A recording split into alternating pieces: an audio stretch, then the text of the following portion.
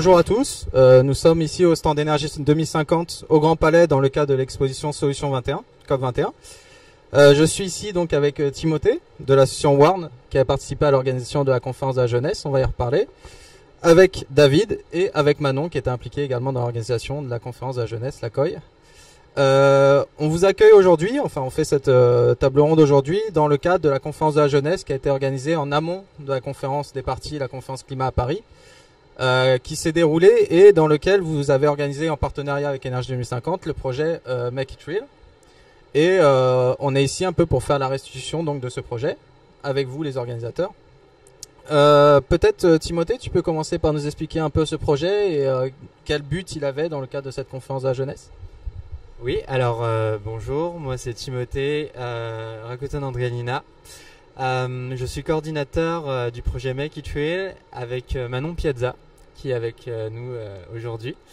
Dans l'esprit, Make It Real c'était vraiment le catalyseur de l'action des jeunes à la COI 11.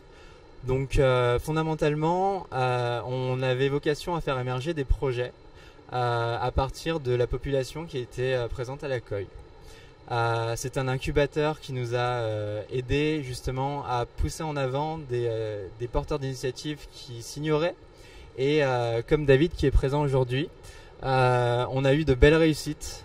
Donc on a 10 projets qui sont apparus et on vous donnera plus de détails. Oui, c'est ça, parce que j'étais personnellement à la COI avec vous et c'est vrai qu'on a fait un certain nombre de brainstorming de choses assez intenses. Et on a travaillé sur un certain nombre de sujets. Peut-être Manon, tu peux peut-être nous rappeler un peu les sujets sur lesquels on a travaillé. J'étais personnellement impliqué sur l'économie circulaire, mais peut-être que voilà, avoir une vision plus large des thématiques qui ont été abordées et de l'organisation en fait de ce projet. Oui. Alors bonjour. Il y avait 10 thématiques qu'on avait sélectionnées avant à partir des grands enjeux du 21e siècle, donc notamment l'économie circulaire et tout ce qui est lié aux déchets. Il y avait aussi donc, des projets, les problématiques liées aux énergies renouvelables et à la transition énergétique. Ensuite, des projets, une problématique plus liée à l'alimentation, l'agriculture. Je vais peut-être, je sais pas si je cite les 10. Oui, juste pour avoir un peu la vision. La vision d'ensemble. Ouais. On a le temps, tu peux prendre ton temps. Ensuite, donc, il y avait une thématique qui était liée à... au transport et à tout ce qui est urbanisme et à l'évolution de la ville par rapport aux enjeux climatiques. Si je comprends, avec la SNCF, c'est ça qui était partenaire aussi du. Ouais. J'ai un trou. Peut-être que Tim, tu veux compléter les thématiques. Ouais. Donc on avait aussi une réflexion sur les modes de vie. Tu l'as pas cité, je pense. Qui permet vraiment d'attaquer le problème sur du fond, c'est-à-dire les raisons pour lesquelles on crée des chaînes de valeur, on crée toute une forme d'économie. On a également eu des projets sur le gaspillage, ça t'en a parlé, sur la mobilisation citoyenne, donc tout ce qui est lobby, tout ce qui va être influence culturelle, tous ces aspects qui sont pas nécessairement en avant durant toutes les conférences qu'on peut voir et qui sont très importants parce qu'aujourd'hui on a une culture qui est très teintée par le marketing, qui est très teintée par tous les messages qu'on envoie, les messages qui sont issus des représentations collectives. Voilà, donc on a voulu agir sur ces sujets-là. On a également donc les problématiques plus classiques comme les énergies, forcément. Dont on a représenté aujourd'hui qui va pouvoir faire une restitution. D'accord, écoute, merci beaucoup Tim. On voit en fait que vous avez adopté une approche un peu systémique de tous les enjeux qui sont en fait discutés lors de la conférence des parties et en fait tous les enjeux du développement. Et ce qui est intéressant, et c'est aussi pour ça qu'on a qu'on était content de s'associer avec vous sur ce projet à Énergie 2050, c'est que là, on sait que la conférence de la jeunesse, c'était la 11e conférence de la jeunesse donc accréditée par les Nations Unies.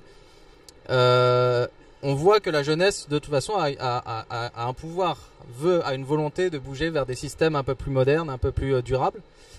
Mais ce qui est intéressant avec ce projet, c'est qu'en fait vous les replacez un peu au cœur des actions en fait, pour que on touche au concret Parce qu'on sait qu'aujourd'hui le plaidoyer, bon, au vu des chiffres, le plaidoyer c'est une bonne chose, mais aujourd'hui on a besoin d'actions concrètes et c'est bien finalement d'impliquer l'ensemble des citoyens dans ce concret. Peut-être Tim ou Manon, ou même toi David si tu veux, peut-être nous expliquer un peu comment vous avez organisé ce processus les 3 jours, parce que je pense qu'il y a eu une évolution. Moi j'étais là les 2 premiers jours, qui était intéressante et avec une vraie démarche qui peut éventuellement après être adaptée sur d'autres événements. Alors effectivement, il y avait une évolution qui avait été assez réfléchie en amont. Donc le premier jour était principalement consacré à un partage de vision des participants, pour aussi permettre à chacun de trouver justement la thématique qui l'intéressait et des personnes qui avaient les mêmes centres d'intérêt et les mêmes visions du futur. Donc à l'issue de cette journée, l'objectif c'était d'avoir défini cette vision et un challenge, donc les 10 qu'on vient de présenter, donc de pouvoir un peu recanaliser le challenge que les participants voulaient défier. Le deuxième jour, c'était à partir de ce challenge de passer dans une phase plus créative de brainstorming et donc de préciser des projets, différents projets. Donc c'est là que les 10 projets ont commencé à se former, que les équipes aussi se sont plus soudées parce qu'il y avait donc une vision commune, mais en plus un projet de plus en plus clair. Et enfin le troisième jour qui était destiné à passer plus dans le réel justement et passer à l'action et définir encore plus clairement en quoi consistait ce projet. Et c'est là aussi que d'autres personnes, des mentors de l'extérieur sont venus aussi pour les aider sur différents aspects et notamment aussi sur la communication et savoir présenter donc cette vision qui est extrêmement importante aussi au final. D'accord, bah écoute, c'est très bien, c'est très clair. Peut-être, je sais pas si tu as quelque chose à rajouter, mais c'était très... C'est bon ?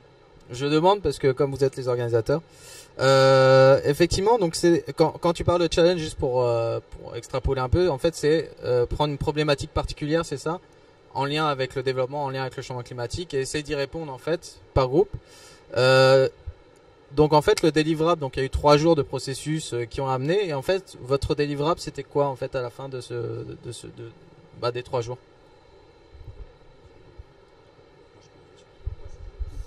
Alors moi je peux donner mon opinion et mon expérience en tant que participant donc. Je dirais ce que je retire de ces 3 jours, d'abord c'est une vision beaucoup plus globale du problème en fait.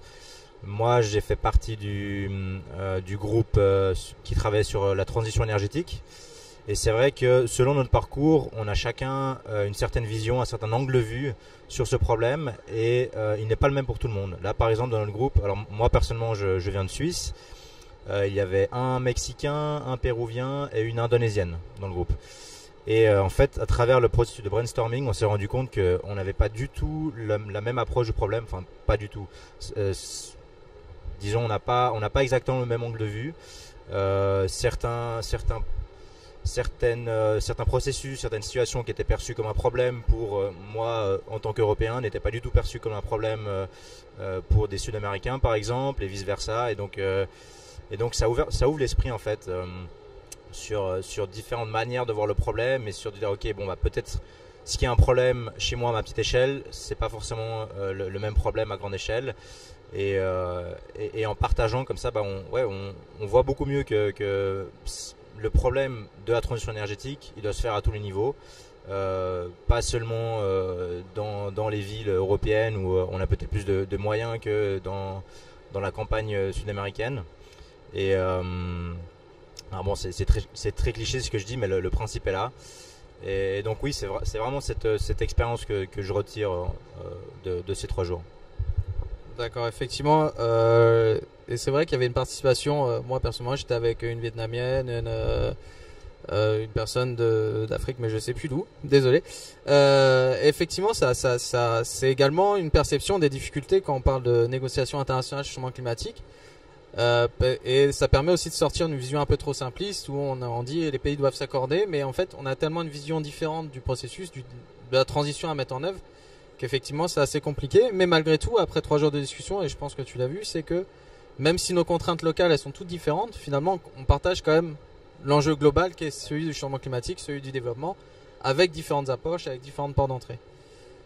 Si je reviens un peu plus dans le concret justement, par rapport aux délivrables qui étaient demandés à la fin de ces 3 jours, et je sais parce que c'est un processus et que nous aussi, c'est une approche qu'on essaie de promouvoir à Énergie 2050, c'est que chaque action en fait soit suivie ensuite d'un processus pour que ça soit un peu plus systémique. Un projet en lui-même, il sert à rien si il s'arrête un jour J et puis il n'y a pas de retombée derrière. Donc quel est le délivrable, et je pense qu'après tu vas nous présenter un de ces délivrables qui était attendu à la fin de ces 3 jours. Tim, peut-être? Oui, alors très concrètement, les projets, à l'issue des 3 jours, on leur a demandé d'avoir un business plan solide, un statut juridique, de disposer d'un plan d'action pour la suite et de faire une liste des besoins qui seraient bienvenus d'accueillir pour que ces projets puissent avoir une ampleur conséquente et un impact. Fondamentalement, on s'appuie sur une logique à Make It Real très particulière qui est l'appui par le réseau. Ce qui signifie qu'en fait, dès que vous entrez dans le réseau Make It Real, vous devenez automatiquement un mentor, un soutien pour les projets qui vont émerger de la communauté. Et en fait, en s'appuyant sur cette structuration des livrables que je viens de présenter, on peut identifier très rapidement les connexions à faire. Et c'est vraiment là qu'on a une valeur ajoutée pour poursuivre ensuite et faire un suivi des projets. D'accord, bah écoute, on reviendra un peu après sur le suivi justement. Mais si je comprends bien, donc il y avait une dizaine de délivrables, il y avait un délivrable par thématique, hein, donc 10 délivrables. Aujourd'hui, on a la chance d'avoir David qui va nous présenter donc l'initiative. Alors, c'était pour répondre à quelle thématique exactement? Sustainalink, qui est le nom du projet. Alors, donc c'était dans la thématique de la transition énergétique et alors on a tout travaillé en anglais, donc je vais essayer de faire marcher mes neurones pour traduire en français. La problématique qu'on avait, c'est comment sensibiliser les gens à l'importance de la transition énergétique et comment les impliquer plus là-dedans. Les gens, donc les individuels. L'implication citoyenne, ouais. Exactement, et donc ne pas dépendre seulement des milieux économiques et des milieux politiques. Est-ce que je présente mon projet là? Écoute, je te laisse présenter parce que je pense que c'est intéressant et après on pourra en discuter un peu plus. D'accord. Alors, notre projet s'appelle Sustainalink et en fait, il vient d'un constat, c'est que on entend énormément parler de la transition énergétique, mais on se demandait quel est notre rôle à jouer là-dedans en fait, en tant que citoyen. Qu'est-ce qu'on peut y faire et quel impact en fait on peut avoir. Et donc, ce qu'on veut, c'est réduire l'empreinte carbone des individuels. Pardon, j'essaie des individus, oui. Voilà, j'avais le speech en anglais là. C'est pas grave, c'est un exercice de traduction. Donc des individus en créant une plateforme où en fait ils peuvent agir ensemble et avoir un impact positif, réel et surtout mesurable. Donc en fait, notre application, elle permet à chacun de créer un challenge, de le partager à ses amis et d'inviter ses amis à le rejoindre, de partager aussi sur les réseaux sociaux afin que n'importe qui puisse rejoindre ce challenge. Un challenge, ça peut être n'importe quelle activité qui va réduire notre consommation énergétique. Par exemple, on peut dire pendant un mois, j'arrête d'utiliser la voiture. J'utilise seulement les transports en commun ou mon vélo ou je me déplace à pied. Ça peut être pendant un an, je ne prends pas de bain, je prends que des douches. Ou encore pendant 3 mois, je dis à chaque fois que je quitte une pièce, j'éteins la lumière. Et donc une fois que le challenge va être lancé, donc on va rassembler plusieurs challengers le plus possible. Plus il y a de challengers, plus l'impact au final sera grand. Et donc une fois que le challenge est lancé, vous pouvez avoir un suivi en fait du challenge. Donc là on a l'exemple, par exemple, je n'utilise pas ma voiture. Il reste 13 jours à ce moment-là quand j'ouvre mon application. Je peux avoir le contact avec les 746 dans cet exemple-là autres challengers. Et surtout, l'idée c'est de créer une communauté donc de challengers et on peut communiquer. Donc l'idée c'est de dire un exemple, de pas se sentir seul en fait. On n'est pas seul. Ce que je fais, les efforts que je fais, c'est aussi les efforts que font tous les autres challengers. Et donc à la fin du challenge, l'idée c'est de rendre les gens fiers en fait, de pas garder ça pour nous dans notre coin, de pas dire bon bah j'éteins la lumière chaque fois que je sors de ma chambre, mais au final personne ne le sait. Là, le délivrable, donc le résultat de ce challenge, c'est de dire ok, on vous a calculé combien d'émissions de CO2 vous avez évité par vos économies d'énergie ensemble, votre communauté ensemble, et de dire bah bravo et d'être fier. Donc vous pouvez après partager partager ça sur les réseaux sociaux, et l'idée ultime après ce serait de donner donc des façons de mesurer son impact avec des critères que les gens peuvent se représenter mieux. Donc par exemple des kilomètres de voiture, des kilos de bœuf consommés ou des kilos de pommes importées de Nouvelle-Zélande consommées.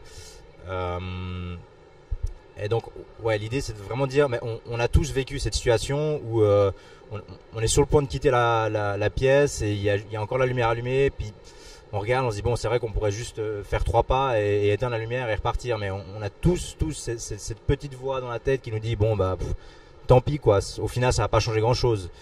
L'idée c'est de dire avec Sustainlink c'est terminé. Donc en fait tes petites actions c'est aussi les petites actions de tous les autres challengers, de ta communauté, et ensemble tu peux avoir un impact qui est important et qui est mesurable. Donc on va te dire bah voilà, tu vas savoir quel impact ça a. Tu vas pouvoir faire le lien entre ta petite activité A et ton gros impact B.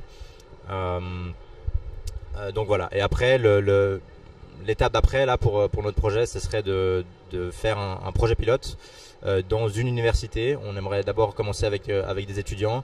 Donc créer cette application, aller vers le réseau étudiant et utiliser ce réseau étudiant les étudiants ont plus l'habitude d'utiliser ces applications et de rendre en fait le truc un peu cool quoi, dire bon bah voilà c'est cool et vous avez vraiment un impact. C'est pas juste les écolos qui vous disent il faut éteindre la lumière, il faut pas prendre de bain, etc.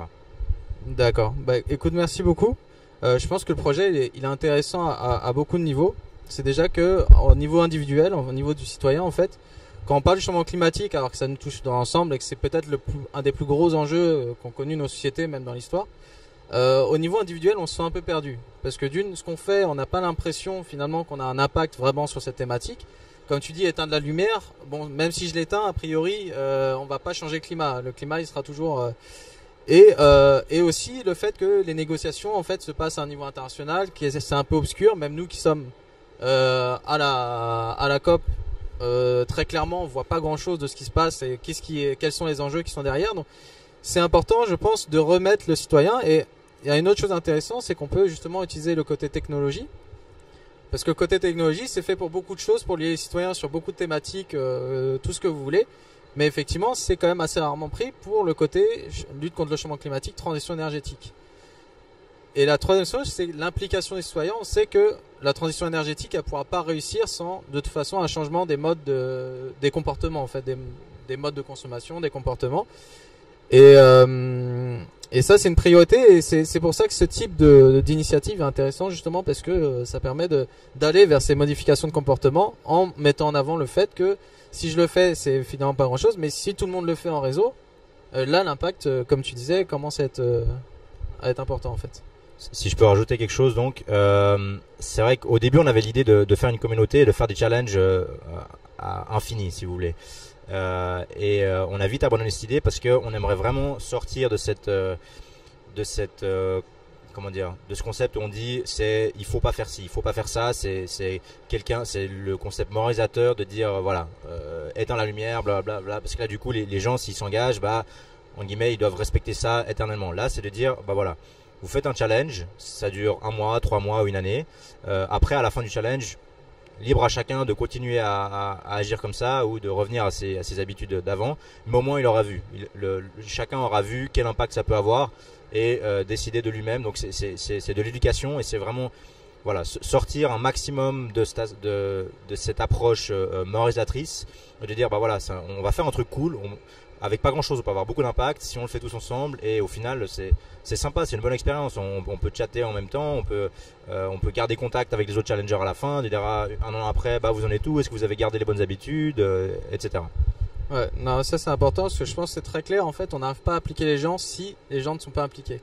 Parce que si on fait comme l'oiseau à nourrir son petit en lui mettant le verre dans le bec, voilà, il faut que justement chacun prenne conscience des enjeux et chacun soit proactif et chacun vienne. Donc c'est assez intéressant. Maintenant, je vais plus parler de l'avenir parce que on a une dizaine de projets un peu de ce type, plus ou moins bons. Je sais pas, celui-là est excellent. J'espère que les autres sont aussi excellents. Donc on a parlé là d'un partenariat avec une université. Est-ce que Manon ou Tim, vous pouvez me parler d'un peu comment votre vision, comment justement ces projets-là, parce que le but c'est que ça soit concret, hein, Make It Real. Comment vous allez faire en sorte de les mettre en place, de les mettre en œuvre pour que justement ce qui a été fait dans cette COI se traduise en action concrète en fait. Pas facile la question. Alors l'idée c'est, comme j'expliquais tout à l'heure, de s'appuyer sur un effet de réseau. En fait, il y a une loi qui est assez connue dans les milieux de l'étude des réseaux, qui est la loi des 6 degrés de séparation. Et donc, pour faire très simple, on commence à constituer une communauté de personnes qui sont convaincues qu'il faut agir vite et de manière concrète. Donc, ces personnes sont en général issues de milieux très diversifiés et c'est ça la force de Make It Real.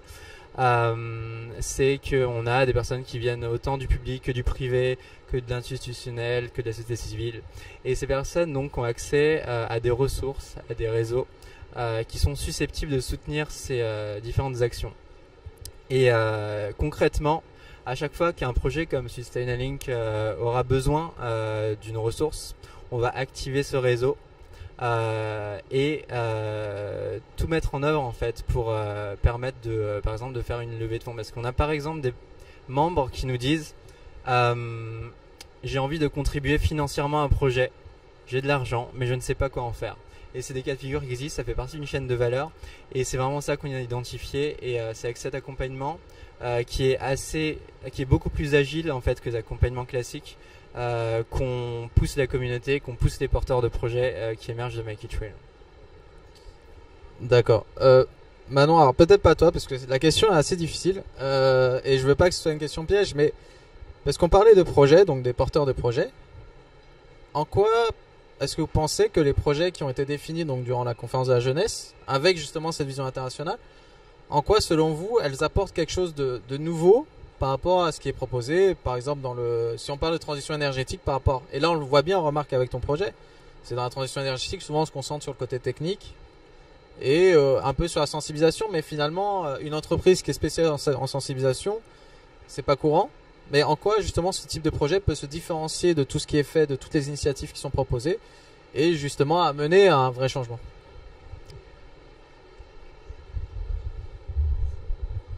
Je pense qu'une des premières réponses, c'est ce que Tim vient aussi un peu d'introduire, c'est cet aspect de réseau. Et donc on discutait pas plus tard qu'hier soir en fait en quoi ces projets se complètent les uns les autres et en quoi ces projets peuvent aussi rester un réseau et être justement connectés les uns les autres. Et au final, ce dont on s'est rendu compte avec les 10 projets donc, qui ont émergé pendant Make It Real, c'est que ils se situent à différents endroits, on va dire, de l'engagement. Et par exemple, un des 10 projets est un projet de TV reality show qui veut suivre des real makers et des personnes engagées et le partager de manière un peu plus ludique et de manière un peu plus vivante à un public assez large. Et d'un autre côté, lancer des challenges qui seraient aussi reliés à Sustainalink.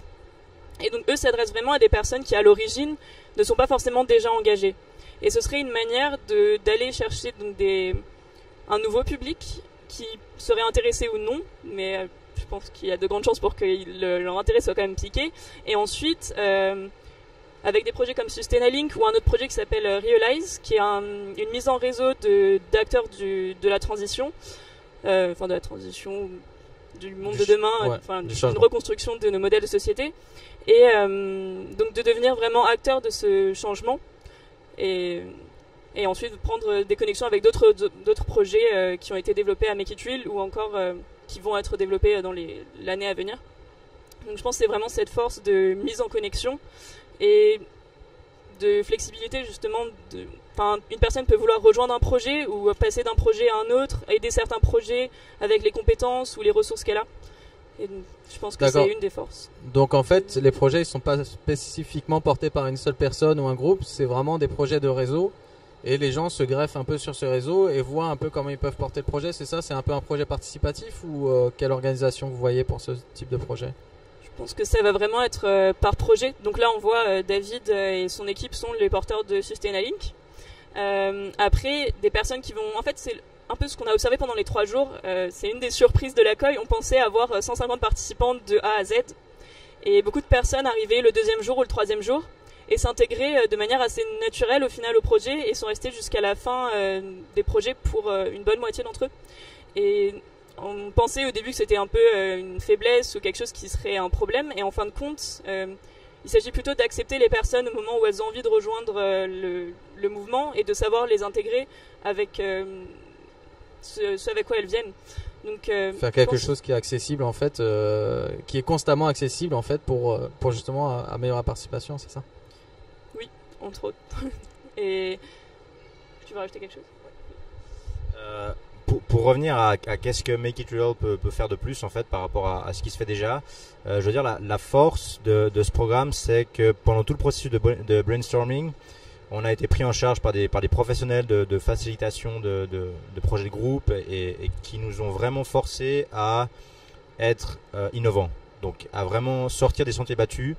Le 2e jour était particulièrement intense en termes de brainstorming. On a écrit mais des centaines, vraiment des centaines d'idées sur sur des petits post-it et on nous a forcé à vraiment écouter les idées qui peuvent paraître complètement folles des autres, mais c'est au final évidemment les bords sont arrondis et on arrive à un projet un peu plus concret et non plus pas totalement farfelu, mais par ce processus on nous a vraiment forcé à sortir des sentiers battus, à dire soyez innovants, soyez un peu fous quoi. Et aussi profiter de cet élan de la jeunesse qui a envie de faire son trou quoi, de faire son chemin, d'inventer de nouvelles choses et de changer le monde au final. Ouais, ça c'est effectivement, je pense qu'il y a une chose importante, c'est qu'en fait vous avez sur ce projet, de mon point de vue, j'ai un peu participé, mais de mon point de vue, il y a une vision qui est là, en fait, qui est non formatée, parce qu'on a vu que si on faisait confiance qu'aux experts, malheureusement, ça avance pas très vite. Et finalement, la jeunesse qui est derrière, qui a souvent de très bonnes idées, n'arrive pas à faire avancer les choses. Et une fois qu'ils rentrent dans le système, ils sont un peu contraints par le système justement, alors que souvent ils rentrent avec cette volonté de faire quelque chose de nouveau. Et je pense qu'il y a une vision nouvelle justement. C'est mon point de vue, c'est un peu l'apport de ce type de projet, c'est qu'il y a justement cette vision nouvelle. Par exemple, sur l'énergie, on parle de sobriété énergétique, mais honnêtement, qui sait ce que ça veut vraiment dire derrière? Il y a plein de choses qui peuvent être faites. Mais qui a vraiment fait des choses dans le terme sobriété énergétique? Efficacité énergétique, c'est technique, on peut faire des choses. Les énergies renouvelables, c'est technique, il y a des ingénieurs, on fait des choses. Mais la sobriété, c'est quelque chose de très difficile à tacler parce que c'est quelque chose qui touche au comportement. Et ça, je pense que dans ce type de projet, vraiment, il y a un intérêt. Et non formaté, la deuxième chose, c'est qu'en fait, c'est une approche internationale. Donc là, vous avez en fait, dans les projets qui ont été présentés, c'est vraiment un consensus global de l'ensemble des participants. Effectivement, des participants qui sont déjà intéressés sur la thématique, sinon ils n'auraient pas fait le déplacement jusqu'à la conférence de la jeunesse. Mais voilà, je pense que c'est un vrai intérêt. Peut-être nous parler un peu de comment vous voyez les délais, comment vous voyez la suite des choses là dans les prochains mois, Tim ou Manon, comme vous voulez. Alors typiquement là, juste après l'accueil, on est en phase de structuration pour tous les projets. Il y a toute une problématique, vu qu'ils sont internationaux, de savoir comment garder une cohérence par rapport à leur engagement, parce que forcément c'est une problématique qui se pose par nature, et pour les équipes les plus résilientes, et on va les accompagner pour qu'elles restent résilientes, on a prévu de les consulter pour récupérer leurs besoins après réflexion. Et justement les connecter à la communauté. Ça c'est une première chose. Mais en termes de délai, on a aussi un jalon qui est très important, qui est en janvier prochain, où en fait dans la même logique que Make It Real, dans une logique d'innovation verte, il y a une plateforme qui sort qui s'appelle Youth Gateway, qui est lancée par Ahmad Al-Hendawi, qui est l'envoyé de Ban Ki-moon pour la jeunesse.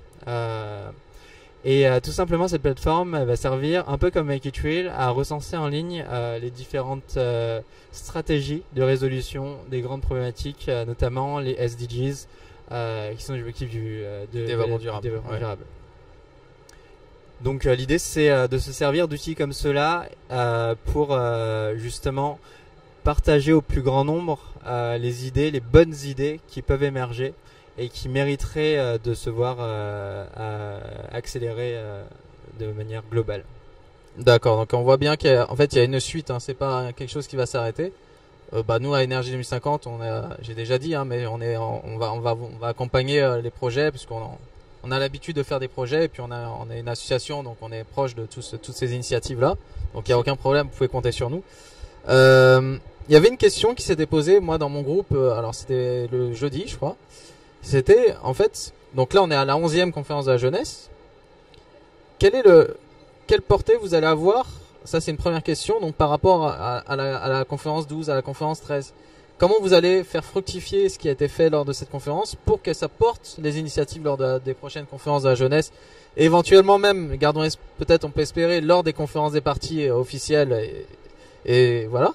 Et la deuxième question, c'est comment, avec ces projets qui ont été définis par un certain nombre de personnes venant de différents pays, comment vous allez pouvoir communiquer justement pour que ces personnes qui venaient de pays différents puissent être intégrées? Est-ce que vous avez des plateformes qui vont être traduites en différentes langues? Comment vous voyez la chose?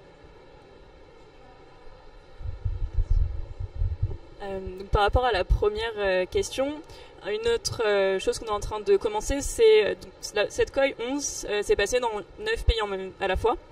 Donc c'est à travers les COI locales, notamment à Montréal, dans 2 pays d'Afrique, à Nouméa, et à Tokyo aussi, et en Inde. Donc on voulait développer et faire en sorte que Make It Real se passe en simultané dans toutes ces villes. Donc au final, des plus petits formats avaient un peu émergé et l'esprit a commencé à être intégré. Et maintenant, notre objectif, c'est vraiment de développer cet aspect international et d'avoir, pour notamment la COI 12, des Make It Real en simultané et qui permettent de connecter, comme ça a été fait pendant la COI 11, les différentes villes et différents pays. Ensuite, au niveau de la communication, pour l'instant, tout est en anglais et en français. Donc on va rester sur ce modèle-là et on est en train de réfléchir à justement avoir des ambassadeurs qui puissent porter l'esprit Make It Real et le format Make It Real dans différentes villes et donc permettre de manière plus locale à des personnes de se rencontrer et de réfléchir ensemble à des projets. Et idéalement, donc à travers la plateforme que Tim vient de mentionner, connecter des projets qui auraient des intérêts communs et voir donc comment ils peuvent travailler ensemble, soit se réunir en un même projet ou avancer en parallèle. Et qui est d'ailleurs un des projets qui a émergé de Make It Real est déjà sur ce format. C'est un projet qui attaque les déchets notamment plastiques. Donc par exemple au Mali, les plastiques jetés dans l'environnement provoquent des inondations en recouvrant le sol d'une couche de plastique qui empêche la pluie d'être absorbée pendant les averses. Et il se trouve que c'est une problématique qui est partagée par le Mali, le Sénégal et la Guinée et d'autres pays, mais donc les 3 participants venaient de ces 3 pays-là, ont développé le projet ensemble à Make It Real et vont le continuer chacun dans leur pays avec leurs associations respectives. D'accord, écoute, excellent. Tu veux ajouter quelque chose peut-être? Ouais, juste pour patienter jusqu'à l'ouverture de la plateforme de l'ONU pour la jeunesse. On a aussi un partenaire qui s'appelle Agorize qui nous a permis justement d'avoir une présence en ligne si des personnes veulent rejoindre Make It Real dès à présent, qui sont spécialisés dans les challenges d'innovation ouverte, et il y en a un actuellement qui est ouvert jusqu'à mars 2016. Donc c'est aussi un autre moyen d'engager des personnes qui ne peuvent pas être là en présentiel sur Make It Real. D'accord, oui. Pour que ça s'étende au-delà du cadre de la COI et que ça touche un ensemble de personnes. Exactement, donc c'est sur la plateforme Studica.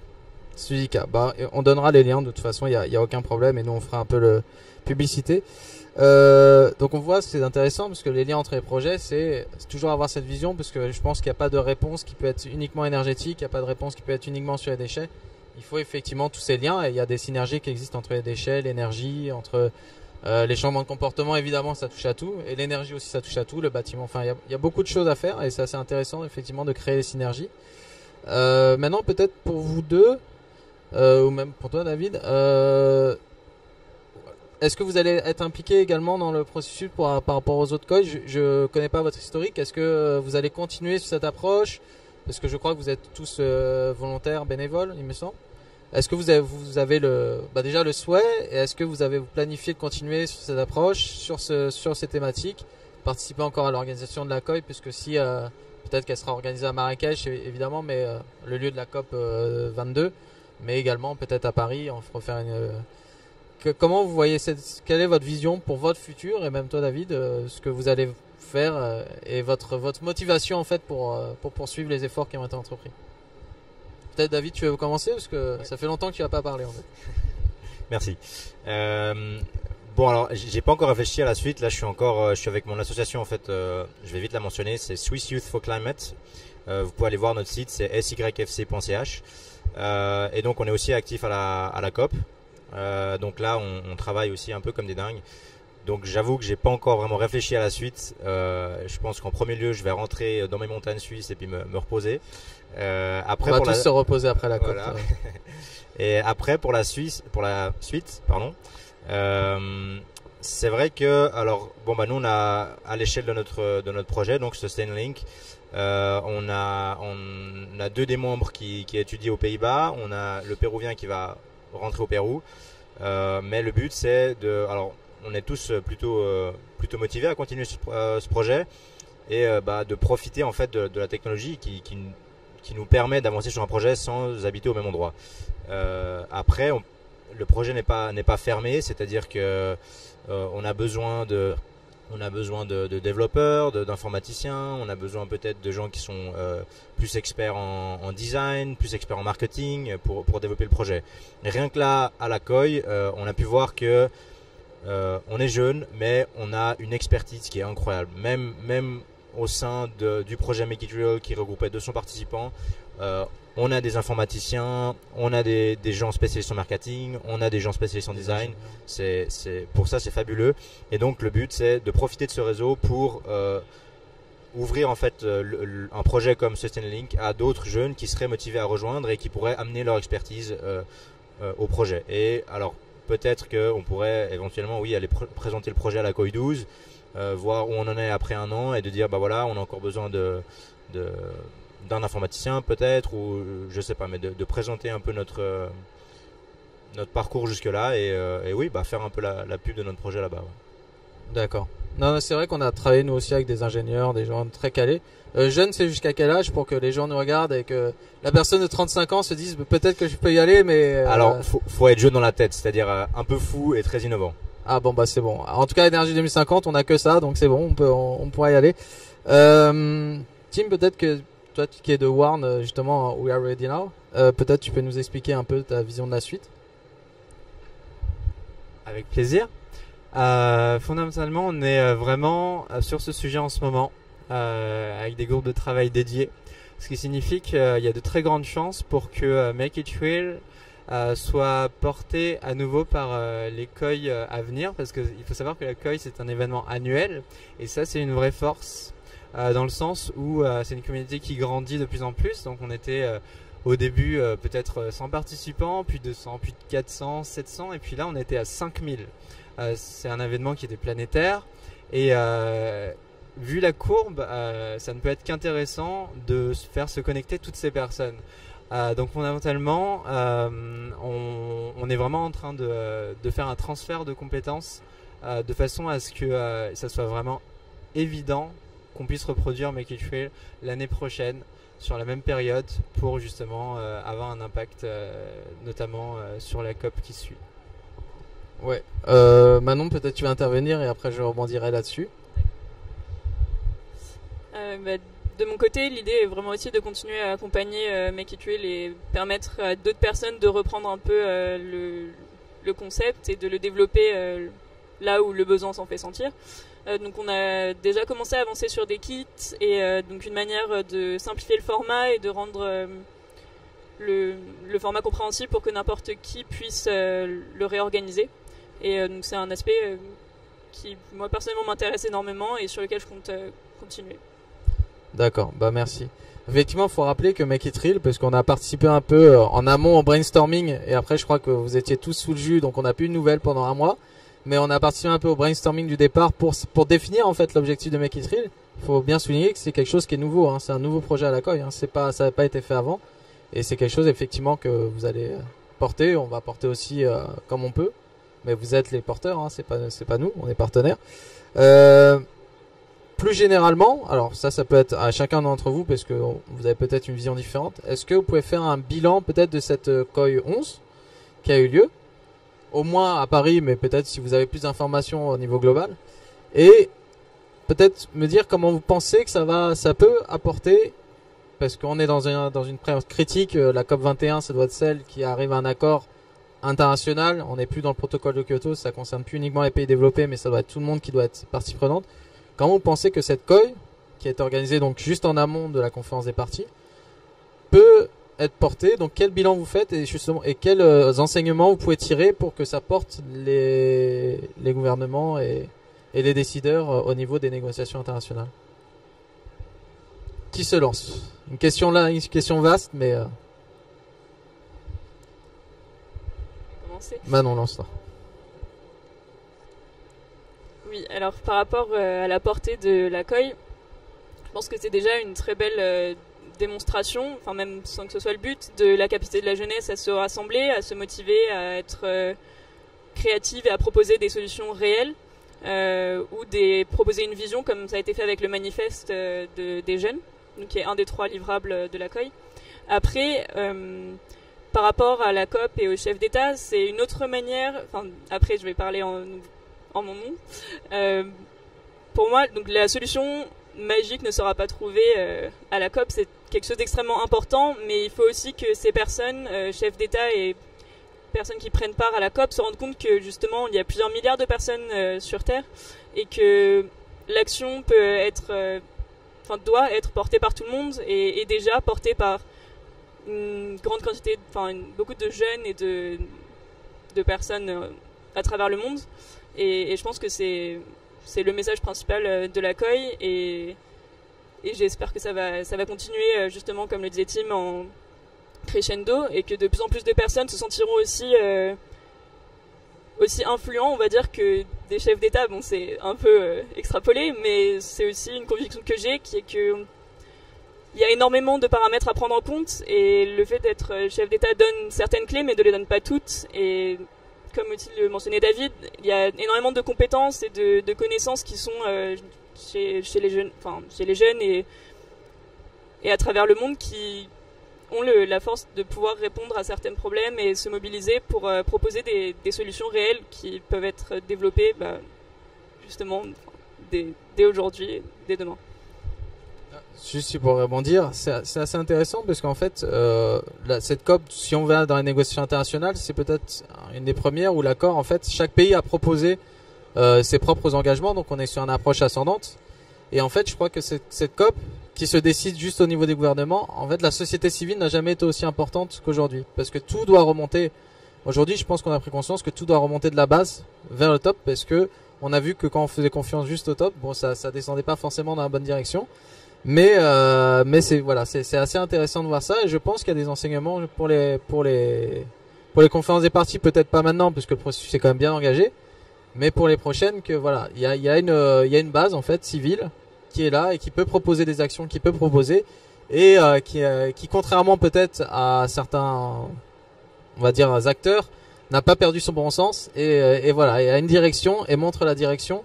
Je pense que c'est innovant. Peut-être que tu as un commentaire, David ou Tim, à ajouter par rapport à ça avant de rentrer dormir en Suisse. Bah justement, en parlant de rentrer dormir, je pense que la force en fait de la COI, c'est que c'est 5000 jeunes qui se sont retrouvés, qui se sont motivés parmi. C'était une source. 5000 à Paris ou sur l'ensemble des sites? 5000 à Paris. Donc à la Paris COI de Paris, ouais. 5000 participants, 5000 jeunes motivés, engagés, et c'était un cocktail de fraîcheur incroyable.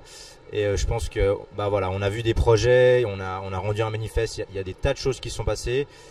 Et on va tous revenir. Alors moi je vais revenir dans mes montagnes suisses, le Péruvien va revenir au Pérou, l'Indonésienne va revenir en Indonésie. On va tous revenir dans notre pays avec cette expérience, avec ce réseau d'amis. Et on est les meilleures personnes pour faire la pub en fait de cette COI, de Make It Real. Donc je pense qu'on va tous pouvoir en parler localement chez nous et c'est comme ça, c'est vraiment créer un mouvement en fait derrière ça. Et ouais. Bah écoute, c'est intéressant parce que je pense que cocktail de fraîcheur, le mot est beau. Ouais. Mais je pense que chacun rentre dans son pays un peu différent. Et moi, je suis allé à la COI, c'était ma première COI pour tout, un peu honteux, mais c'est comme ça. Et je suis rentré, voilà, rempli d'énergie pour la COP, en me disant, il y a quand même toutes ces choses, et c'est ça aussi qui est important. Je sais plus si c'est toi qui parlais du côté négatif ou peut-être toi, David. Mais effectivement, quand on voit l'enthousiasme de la jeunesse, parce que clairement, il y a quasiment que des bénévoles là-bas, et puis les gens venaient volontairement.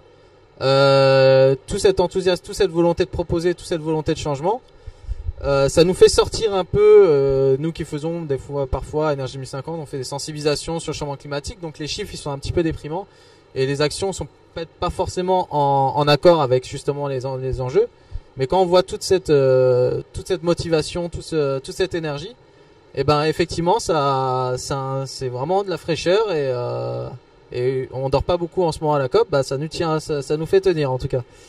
Tim, un dernier mot avant de conclure peut-être de ton côté? De mon côté, s'il y a une chose à retenir de Make It Real, c'est que je pense qu'on a ouvert une fenêtre de dialogue en fait internationale qui permettent justement à n'importe qui de ne pas s'en sentir seul. C'est vraiment ça le message clé. C'est que vous n'êtes pas seul. Il y a des tonnes de personnes qui partagent vos convictions et qui sont prêtes à investir de leur temps et de leur énergie à faire en sorte qu'il y ait un retour, donc un impact sur cette action. Et le plus important, c'est que en ouvrant cette fenêtre de discussion, on va en fait lier cette génération qui est la génération qu'on appelle parfois génération climat, mais qui porte différents noms, génération Y, etc. On aime peut-être moins ces appellations, mais l'idée étant que cette génération aujourd'hui doit se connaître. C'est-à-dire que les disparités qui existaient avant sont liées à une ignorance de l'autre, donc on est plutôt en concurrence qu'en collaboration. Et aujourd'hui, il faut maîtriser l'art de collaborer. Et on a les moyens technologiques, on a les moyens en termes d'état d'esprit aujourd'hui avec des courants qui portent justement cette manière de fonctionner, qui peut nous permettre justement de partir directement de là où ça se passe, c'est-à-dire l'économie réelle, là où la personne appuie sur un levier et donc on a des émissions. Et c'est vraiment à cet endroit-là qu'il faut arriver le plus rapidement possible et on l'a bien compris. Donc pour accélérer ce changement, on instaure une fenêtre de discussion internationale et on invite chacun, d'où qu'il vienne, peu importe sa nationalité, peu importe sa profession, à venir contribuer et à connaître le monde dans lequel il vit.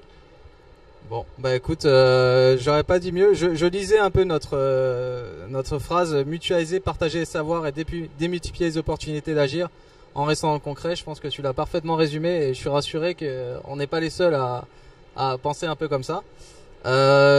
Écoutez, merci beaucoup. On va finir sur ce message parce que je pense qu'on peut pas mieux finir. Et bon courage, bonne fin de COP pour toi David. Bon retour chez vous si vous rentrez chez vous et puis merci beaucoup.